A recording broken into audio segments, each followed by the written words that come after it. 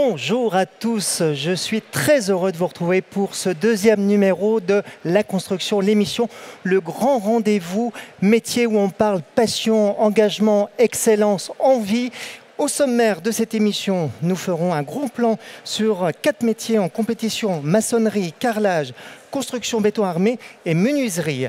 Nous recevrons également sur le plateau des compétiteurs engagés et des professionnels de la construction. Ils vont venir dans un instant sur le plateau pour parler de leur métier passion. Et enfin, nous terminerons par le mot de la fin avec Christophe Possémé, président du 3CA BTP. Et sans plus tarder, commençons par l'image du jour.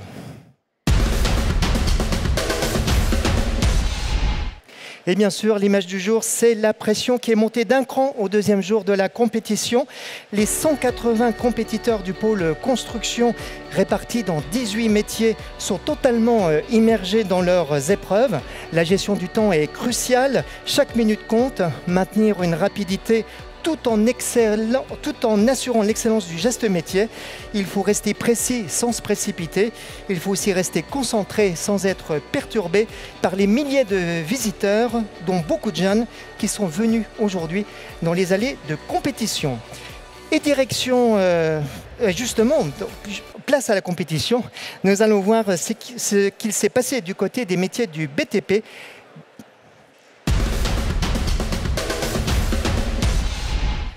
Voilà, direction sur le stand de maçonnerie. Que se passe-t-il chez les maçons? La réponse en images.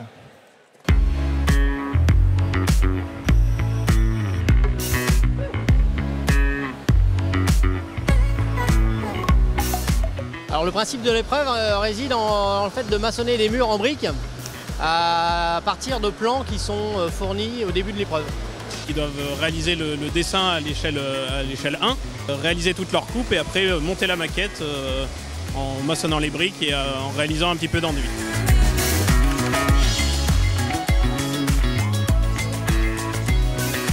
Là on a 11 candidats régionaux et on a la chance d'avoir un candidat qui vient d'Australie, qui vient là en entraînement avec son expert et le chef expert pour la prochaine compétition internationale là, qui sera à Lyon en 2024.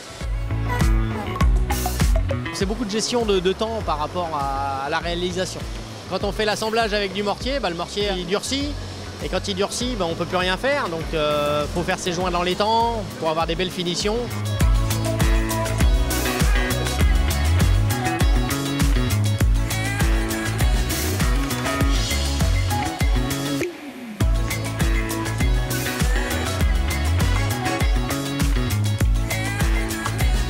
Je pense que les candidats là, étaient un peu sous pression, ils ont découvert le sujet que ce matin, donc ils attendaient ça avec impatience, mais bon, ils sont tous bien partis dans leur compétition, donc on ne se fait pas de soucis, ça va bien se passer.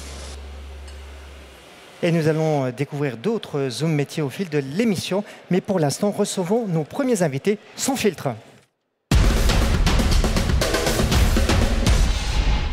Et j'ai le plaisir d'accueillir sur le plateau Alexis Guimont, maçon et plâtrier plaquiste, et Karim Doledek, carreleur. Venez, installez-vous.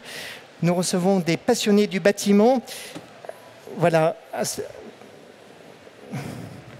Installez-vous. Bonjour Alexis, bonjour Karim. Alors, on va commencer avec toi, Karim. Tout d'abord, pour te féliciter de ta médaille de bronze en carrelage aux Euroskills à Gdansk, en Pologne, qui se sont déroulées la semaine dernière. Cette médaille, alors, c'est la passion, c'est le travail, c'est le courage qui t'a donné cette médaille? C'est absolument les trois, parce qu'il faut de la passion, il faut du courage et beaucoup de travail, donc pour moi c'est les trois ensemble qui font que j'ai été jusque-là. Tu t'y attendais?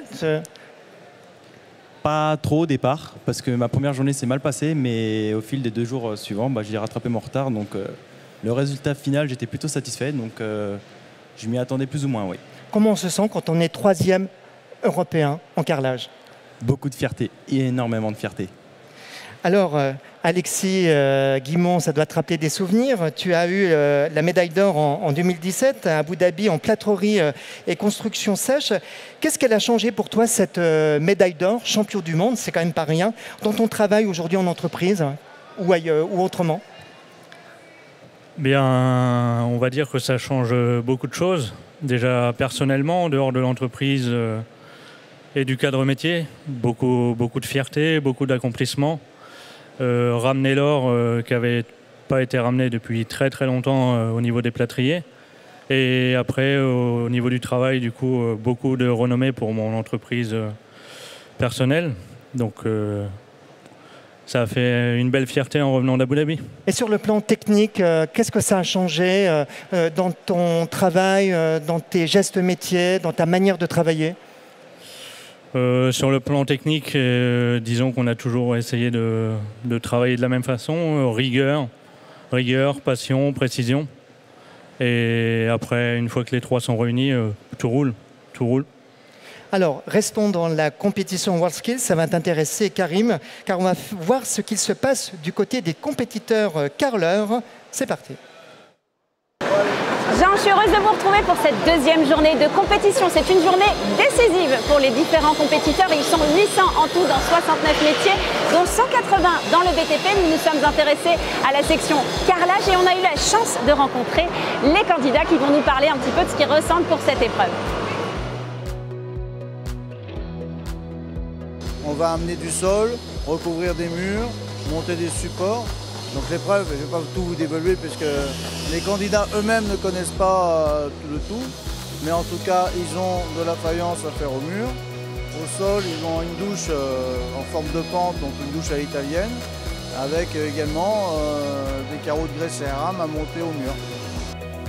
Je les sens bien, stressés c'est normal pour la première journée, mais je les sens bien et je les sens, et c'est ce que je voulais, solidaires les uns vers les autres. Ce qui va être compliqué, ça va être vraiment la prise de côte par rapport au trait d'un mètre, tout bien respecter parce qu'il y a énormément de côtes et rester dans le temps parce que le temps est assez court et on n'a pas trop de temps à perdre. It's like a training for WorldSkills, so it's a good opportunity to have a chance to have everything like in WorldSkills. Alors vous l'avez compris Jean, l'enjeu est de taille, c'est tenter de décrocher la fameuse médaille d'or et d'atteindre les finales internationales des WorldSkills France à Lyon en 2024. Bon Karim, ça te rappelle des souvenirs tout frais. Comment tu as vécu cette compétition, toi? C'est le compétiteur ou le carleur qui a combattu là, pendant ces 3 jours? Le compétiteur, parce que j'ai beau être carleur, ça change complètement de l'entreprise, de ce que je vais faire en entreprise. Donc c'est vraiment un esprit de compétition qu'il faut pendant 3 jours. Et en même temps, c'est une épreuve qui englobe tous les gestes métiers en fait. Hein. Oui, exactement. La base, c'est ce qu'on apprend soit au CFA pour les apprentis qui sont là, ou il y a aussi des salariés. Donc la base s'apprend sur le terrain, bien sûr. Alors Alexis, tu es maçon et plâtrier.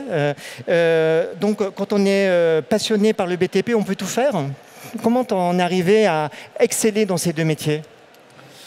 Eh bien, disons, on arrive à excéder déjà de manière assez simple parce que ça se rapproche de tout ce qui est instrument de contrôle, les niveaux, les aplombs, alignements. Donc si on arrive à être précis et dans la façon de construire, on arrive à bien réussir dans quelques métiers.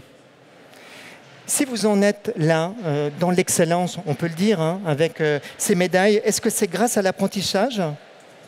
En grande partie, oui, parce que c'est eux qui nous ont poussé, pour ma part, c'est eux qui m'ont poussé à faire cette compétition. Les formateurs, tu veux dire? Les formateurs, le centre d'excellence ensuite qui a pris la relève, c'est grâce à eux.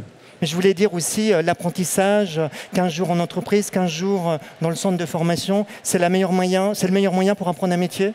Pour moi, c'est le meilleur moyen parce qu'on va apprendre tout ce qui est théorie au centre de formation et tout ce qui est pratique, performer tout ça sur le terrain en entreprise. Pour moi, c'est complémentaire. Tu es d'accord, Alexis? Oui, je suis assez d'accord. Pour moi, l'apprentissage peut devenir assez rapidement une voie d'excellence pour quelqu'un qui s'engage et qui est demandeur de tout ce qui est apprentissage, technique de construction. Quelqu'un qui a envie, par l'apprentissage, montera plus vite en niveau du fait qu'il soit, comme vous avez précisé, une semaine en entreprise, une semaine en centre. Ça lui permet d'acquérir les capacités plus rapidement. Mais il y a des parents qui sont parfois réticents à envoyer leurs enfants à se former par la voie de l'apprentissage, encore plus dans le BTP. Ce n'est pas le cas de Nicolas Guérel. Nicolas Guérel, c'est le papa qui est venu soutenir son fils Brice, qui est compétiteur en carrelage à Lyon. Nous l'écoutons. Je suis là aujourd'hui parce que mon fils Brice Guérel participe au World Skills. Mon fils, en fin de compte, a eu un parcours un petit peu atypique. Il est passé d'abord par des études normales, mais en fin de compte, il est revenu sur le CAP carrelage. Et ça, c'était très bien parce qu'en fin de compte, c'était son ambition, faire quelque chose de ses mains et que ce produit final soit vraiment une fierté pour lui et que ça puisse représenter quelque chose. Nous sommes très fiers parce que justement, il a su rebondir et pouvoir aller dans un métier qui lui convient. Et quand il en revient, tous les jours, il nous parle carrelage, carrelage, carrelage, carrelage. Donc c'est vraiment un kiff complet pour lui. Alors pour participer au World Skills, en fin de compte, pour lui, c'est une compétition qui lui permet de promouvoir son métier et puis en plus de se prouver à lui-même que ce qu'il est capable de faire, de s'améliorer en permanence, de progresser, vraiment d'avancer sur tous ces sujets-là, de façon à ce qu'il devienne meilleur dans son métier. Il met tout en œuvre pour aller plus loin. Lui, dès le début, il a commencé à dire « Moi, je vais m'arrêter, je vais aller au moins jusqu'aux France. » Au moins. Karim, toi, tu as eu des parents comme le papa de Brice qui t'ont poussé, encouragé à faire l'apprentissage dans le carrelage. Ah, bien sûr, ils m'ont poussé dès le départ. Dès que j'ai fait ma choix d'aller dans l'apprentissage dans le bâtiment en carrelage, ils m'ont soutenu jusqu'au bout. Ils m'ont soutenu. C'est vrai que certains parents sont un peu réticents, excusez-moi, mais c'était pas le cas pour moi, pas du tout. Alexis, c'était un peu différent, hein, c'est ça. Tes parents voulaient que tu fasses un bac pas forcément de l'apprentissage. Eh bien, disons, non, pas tout à fait mes parents, car mon père était chef d'entreprise. C'est plutôt le collège qui a voulu me pousser vers le cursus général. Et étant donné que depuis tout petit, j'étais sur les chantiers dès que j'avais du temps de libre, j'avais qu'une seule idée, c'était prendre la voie de l'apprentissage et rejoindre mon père et mon frère, du coup, qui travaillaient dans l'entreprise le plus rapidement possible, on va dire. Alors, vous êtes tous les deux salariés donc, dans une entreprise. Alexis, donc, c'est une entreprise artisanale et familiale. Et tu m'as dit, avec toujours ce souci de rester artisan, ne pas trop grossir pour faire des chantiers de qualité. Tu me parles beaucoup de qualité des chantiers. Eh bien, pour moi, oui, tout d'abord, car je choisis mes chantiers en fonction de ce que le client me demande, de pouvoir prendre du plaisir, car c'est très important de prendre du plaisir dans son métier. Tous les matins, j'y vais avec passion, j'ai envie d'y aller et j'espère que ça continuera longtemps. Donc je pense que la qualité reste le meilleur moyen pour pouvoir continuer dans ce sens-là.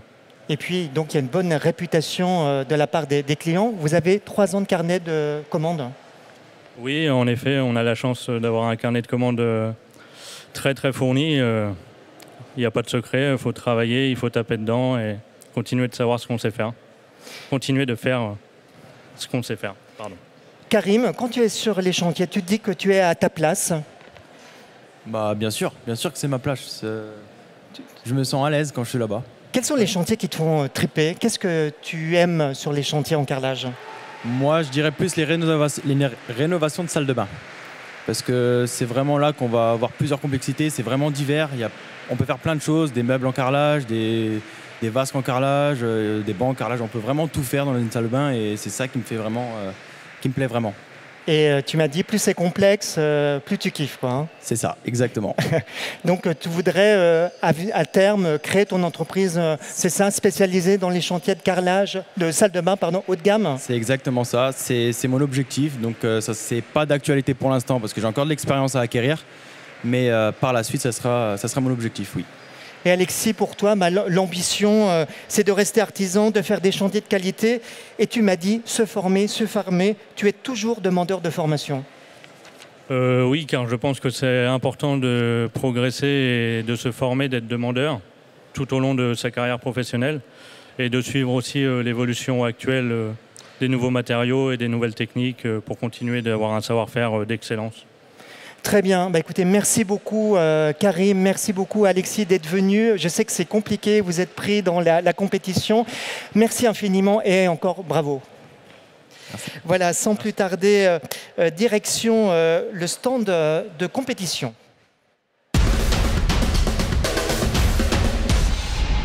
Et oui, nous allons voir ce qui se passe du côté du stand de construction béton armé. Reportage.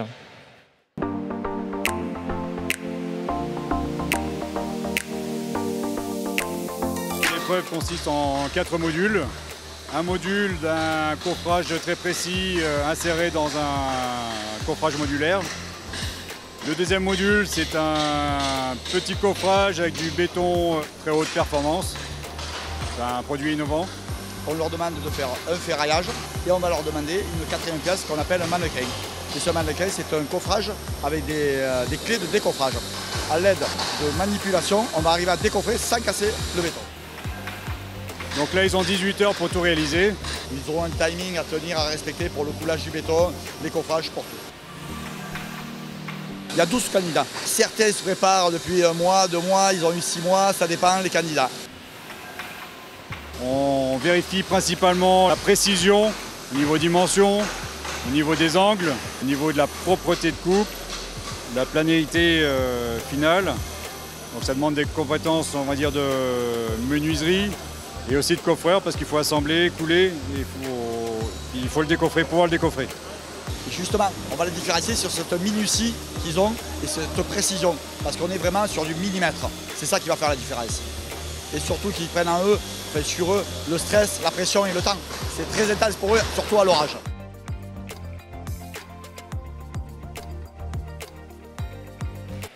Et pour celles et ceux qui viennent de nous rejoindre, vous êtes dans la construction, l'émission, le rendez-vous qui parle des métiers du bâtiment avec des compétiteurs et des professionnels du BTP engagés.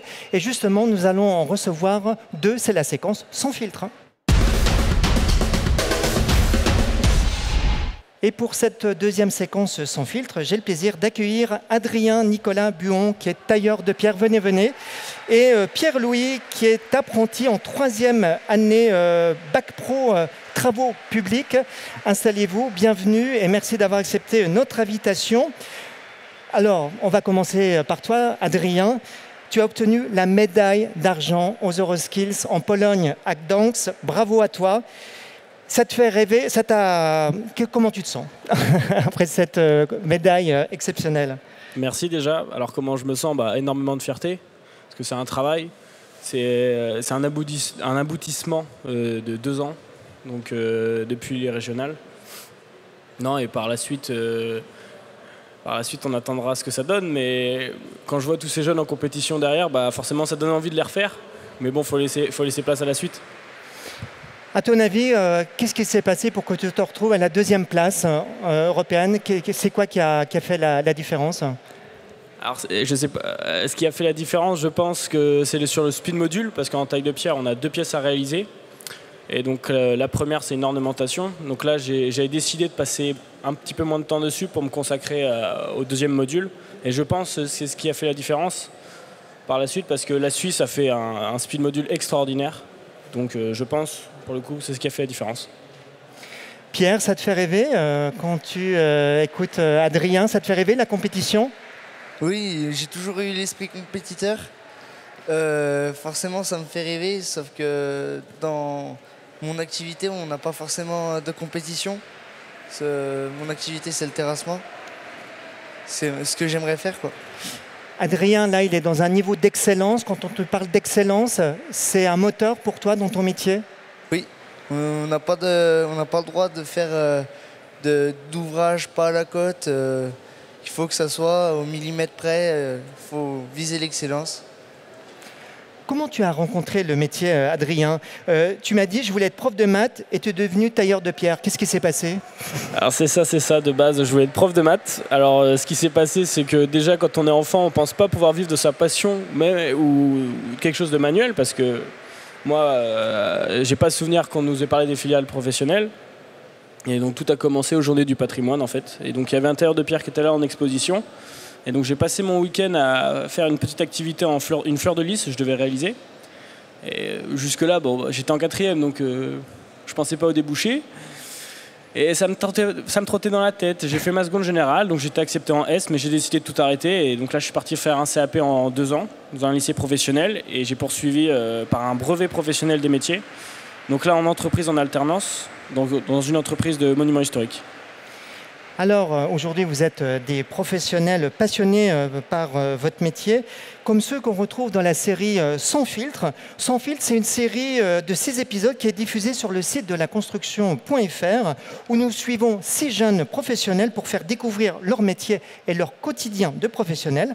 Nous regardons à présent un extrait de cette série avec Jody qui est apprentie conductrice de travaux en TP. Nous la regardons. Ce qui me plaît, c'est les objectifs qu'on me donne au début d'un chantier, par exemple tout ce qui est organisation. C'est toute la cohésion d'équipe, parce qu'on est comme une famille. J'étais comme ça aussi. Le but, c'est de devenir chef de chantier et j'essaie d'évoluer au sein de mon entreprise. Retrouvez Jody dans Sans filtre, la série qui vous embarque aux côtés des professionnels de la construction. La construction, c'est plus de 30 métiers. Découvrez-les sur laconstruction.fr. Ça te parle, Pierre-Louis, là, quand tu vois Jody dans les TP, ça te fait rêver, conducteur de chantier Conducteur de chantier, oui, ce serait peut-être la chose idéale parce qu'on est encore sur le terrain, mais on commence à avoir vraiment des je perds mes mots. Ouais. Qu'est-ce qui t'a passionné dans la conduite d'engin? Comment tu as rencontré cette passion-là? Comment c'est venu? J'ai toujours vécu dans la nature et mes parents sont dans l'agriculture et j'ai toujours été dans un tracteur ou dans une machine. Et le moment de la 3e a fallu se décider. J'ai eu des stages en travaux publics et je me suis épanoui dedans, donc ça a été... trop bien. Mais qu'est-ce qui était dans la conduite d'engin La conduite d'engin, c'est réaliser un ouvrage, voir le rendu fini à la fin de l'ouvrage. Qu'est-ce qu'il faut quelles sont les qualités pour être un bon conducteur? La précision, de la minutie, avoir une vue du chantier, comment on va faire certaines tâches pour pas empêcher d'autres tâches pendant ce temps, c'est ça. Adrien, c'est quoi un tailleur de pierre au XXIe siècle? Alors un tailleur de pierre au XXIe siècle, ça n'a pas vraiment changé depuis la nuit des temps, on va dire. C'est-à-dire non, dans l'ensemble, il faut avoir une bonne vision dans l'espace. Le principe n'a pas changé, c'est-à-dire on nous donne une vue de dessus, une vue de côté. On fait la pièce en 3D déjà dans notre tête et à partir de là, on la taille. Alors forcément, aujourd'hui, on n'est plus au ciseau massette qui fut un temps. Aujourd'hui, on a des outils pneumatiques à air comprimé et il faut vivre avec son temps. Donc on a aussi des commandes numériques 5 axes. Donc ça permet de détourer les morceaux. Et tu m'as dit aussi qu'il faut être courageux. Ah, ça c'est un point d'honneur que je mets à chaque fois, mais oui. Pour moi, dans tous les métiers, mais mon chef m'a toujours dit ça, c'est-à-dire il y a toujours meilleur, mais si tu es plus courageux que tout le monde, tu iras toujours plus loin. Alors, les métiers du bâtiment sont des métiers innovants. Sur le village de la construction à Eurespo, dans le cadre de cette compétition nationale des métiers, il y a des animations pour tester les innovations technologiques dans le bâtiment. Micro-trottoir pour savoir ce qu'en pensent les jeunes visiteurs. En fait, je ne m'attendais pas à ce qu'il y ait de la VR ou quoi. J'ai cru que c'était plus tout ce qui était manuel. Mais en fait, finalement, c'est beaucoup plus technologique que ce que je pensais. Je trouvais ça super cool de mettre bien ça en avant. Parce que moi, en fait, je pensais que c'était juste une compétition. Et de mettre ça en avant, les logiciels, ça nous a permis de voir un peu plus comment ça marchait, comment ça fonctionnait. Et je ne pensais pas que c'était autant développé. Et tous les stands de réalité virtuelle, tous les simulateurs et tout, c'était bien cool pour apprendre et pour voir un peu comment ça se passait sur d'autres métiers. Et on a essayé le simulateur et c'est vrai que c'est bien fait parce qu'on se rend vraiment compte de ce que c'est. C'est vraiment réaliste. Il y avait beaucoup de simulateurs et c'était vachement sympa. Adrien, dans la taille de pierre, c'est un métier qui innove aussi. Il y a de la DAO. C'est ça. Donc c'est du dessin assisté par ordinateur. Donc aujourd'hui, alors il fut un temps, on en fait encore aujourd'hui, mais pour faire un relevé d'un bâtiment, aujourd'hui maintenant on fait un scanner. Donc c'est une personne qui va faire les pièces en 3D. Déjà pour nous ça nous aide parce qu'on a une vision de la pièce quand des fois elle est complexe. Et aussi ce qui est très contraignant dans nos métiers, c'est-à-dire c'est la poussière. Donc on utilise des machines à eau, des choses comme ça. Et quand les pièces parfois sont à répétition, on gagne un temps fou. C'est-à-dire les machines peuvent tourner la nuit, des choses comme ça. Pierre, dans les engins, il y a aussi beaucoup de modernité, de technologie. Et c'est ça qui te passionne aussi. Oui, dans les engins, on est équipé de GPS par satellite. On n'a plus les contraintes du géomètre. Donc oui, les engins se modernisent de plus en plus. Adrien, ça fait 6 ans que tu es dans le métier et tu dis que tu en découvres tous les jours. C'est ça, j'en découvre tous les jours. Alors, il n'y a que l'atelier qui ne change pas. Moi, j'ai une petite routine, mais c'est vrai que quand j'arrive le matin, la pierre, je ne sais pas comment on va réagir. Et non, c'est un nouveau départ tous les jours. Et comme je dis, moi, j'ai la chance, c'est quand je me lève le matin, j'ai pas l'impression d'aller travailler, en fait. Oui, tu pars t'amuser, en fait, c'est ce que tu dis. C'est exactement ça, je pars m'amuser. Et donc, tu es salarié actuellement dans une entreprise en Normandie spécialisée dans le monument historique. C'est quelque chose vraiment qui t'intéressait, le monument historique? C'est exactement ça. Alors moi, j'avais mis un point d'honneur là-dessus. Je voulais trouver une entreprise qui était vraiment spécialisée dans ce domaine-là, puisque c'était vraiment ce que je voulais, ce que je recherchais. Parce que par exemple, moi maintenant, le week-end, des fois, je passe sur des édifices que l'entreprise dans laquelle je travaille à restaurer, et je me dis putain, ce morceau là c'est moi qui l'ai refait, et ce sont des morceaux des fois qui vont rester qui ont été faits justement il y a 300 ans, donc c'est une petite fierté personnelle aussi. Oui, puis tu as travaillé sur des monuments prestigieux. C'est ça, donc j'ai eu la chance d'aller travailler sur Paris 1 an, donc l'église de la Madeleine, le Louvre, le château de Vincennes, et là actuellement en Normandie on est sur la cathédrale de Bayeux, le château de Guillaume le Conquérant également, donc non, ce sont des chantiers quand même où peu de personnes ont la chance de participer. Comment tu imagines ton avenir professionnel, Pierre? Continuer mon expérience pendant une paire d'années sur le terrain et pourquoi pas évoluer chef d'équipe après que j'ai trouvé pas mal d'activités à faire. Tu voudrais te spécialiser dans quelque chose, dans un type d'engin? Oui, la pelle, la niveleuse et le bulle. Pourquoi? C'est des engins que j'ai bien aimés pendant ce temps. Pendant mon CAP conducteur d'engin. Adrien, tu m'as dit en préparant cette émission que tu n'imaginais pas, en étant plus jeune, qu'il y avait autant de débouchés dans le métier de tailleur de pierre. C'est ça. Forcément, même en étant jeune, même en ayant en 4e fait ce petit stage aux Journées du patrimoine, on ne se pose pas assez la question de se dire nos églises, nos cathédrales ou même nos édifices dans la ville, par qui ils sont faits, par qui ils sont restaurés. Donc c'est des métiers qui ne sont pour moi pas assez mis en avant, ça change, ça évolue. Mais donc non, oui, c'est sûr. Merci beaucoup à vous deux d'être passés sur le plateau de la construction. C'était passionnant et intéressant. Et maintenant, nous revenons à la compétition des métiers du BTP.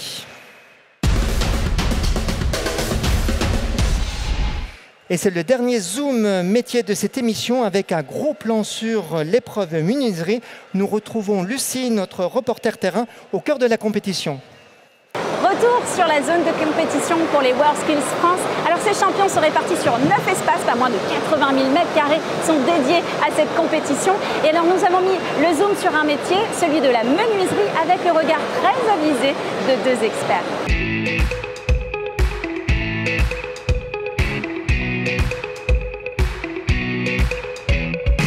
On a 12 compétiteurs des différentes régions et donc la pièce qu'ils ont à réaliser c'est une petite table basse en forme d'établi. Dans ce sujet on a vraiment tous les différents assemblages qu'on peut retrouver en menuiserie au niveau du concours. Là on peut voir des assemblages assez complexes on va dire pour de la menuiserie classique. C'est en lien vraiment avec les sujets qu'on va avoir au mondial et à l'Europe.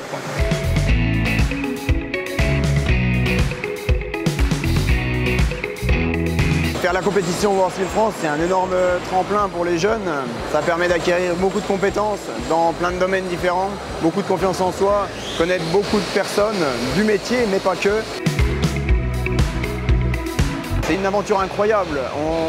On se découvre déjà personnellement, on découvre nos limites.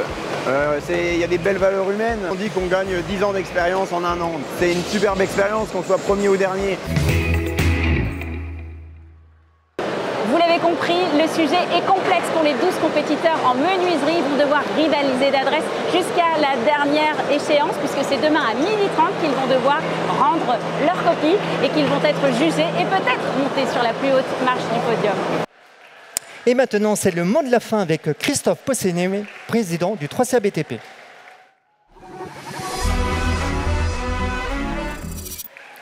Voilà, bonjour Christophe, vous vous installez et bienvenue donc dans le mot de la fin. Vous êtes président du 3CA BTP, vous dirigez une entreprise de 200 salariés en gros œuvre, charpente et taille de pierre à Reims et vous êtes un ancien compétiteur WorldSkills en maçonnerie il y a quelques années. J'imagine qu'en voyant les compétiteurs aujourd'hui, ça doit vous rappeler de bons souvenirs.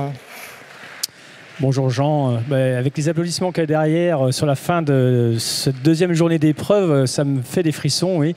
Et c'est surtout moi la cérémonie d'ouverture qui m'a donné des frissons et qui m'a rappelé de très bons souvenirs, mais on parle du siècle dernier. Qu'est-ce que vous ressentez aujourd'hui quand on voit ces compétiteurs à l'œuvre qui donnent le meilleur d'eux-mêmes?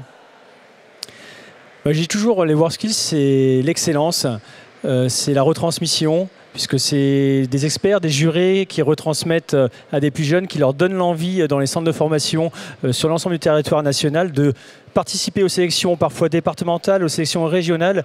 Et quand on a la chance de pouvoir être sélectionné au niveau national, on vit toute l'expérience après WorldSkills avec les entraînements, sophrologie, sportifs et montée en compétences au niveau du métier. Alors vous êtes donc président du 3CA BTP. En quoi il était important pour le 3CA BTP d'être présent à Lyon ? Alors, le 3CA BTP, c'est le comité de coordination et de concertation pour l'apprentissage dans le bâtiment et les travaux publics. Donc, ça s'inscrit dans tous les métiers que vous avez sur le pôle bâtiment et TP au sein de WorldSkills.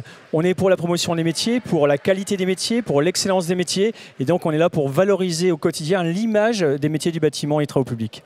Alors, cet après-midi, il y a eu une signature de partenariat entre WorldSkills France et le 3CA BTP. Quels en étaient les objectifs de ce partenariat ? Alors l'objectif, c'est d'être sur la durée. Je pense qu'à la fois WorldSkills et le 3CA, on a besoin de s'inscrire dans la durée. C'est 2 ans de compétition au niveau des Olympiades des métiers, c'est tous les 2 ans au niveau international, mais il y a tout le parcours sélection régionale, sélection nationale et sélection internationale. Et on se doit d'avoir un accompagnement durable, à la fois pour mobiliser les équipes, comme ce magnifique plateau que nous avons là aujourd'hui, mais aussi pour avoir des axes de communication et un axe de direction commun avec les branches professionnelles et WorldSkills France. En quoi l'attractivité des métiers est-elle un enjeu crucial pour les métiers du BTP ? Alors quand on parle d'attractivité, on sait qu'on est tous en compétition au niveau des branches professionnelles. Il y a un manque d'emploi et il y a aussi toute une tranche de population qui va partir à la retraite dans les prochaines années. Donc on a besoin de donner envie à cette jeunesse de venir dans les métiers du bâtiment et travaux publics pour renouveler les équipes de nos entreprises. Et donc plus on communiquera en amont, plus on fera venir de jeunes pour découvrir nos magnifiques métiers, plus on aura la chance d'avoir des bons salariés dans les années à venir. Alors, il y a un enjeu dans cette compétition WorldSkills qui vous tient à cœur, c'est de renforcer la préparation des jeunes à la compétition pour briller davantage à l'international.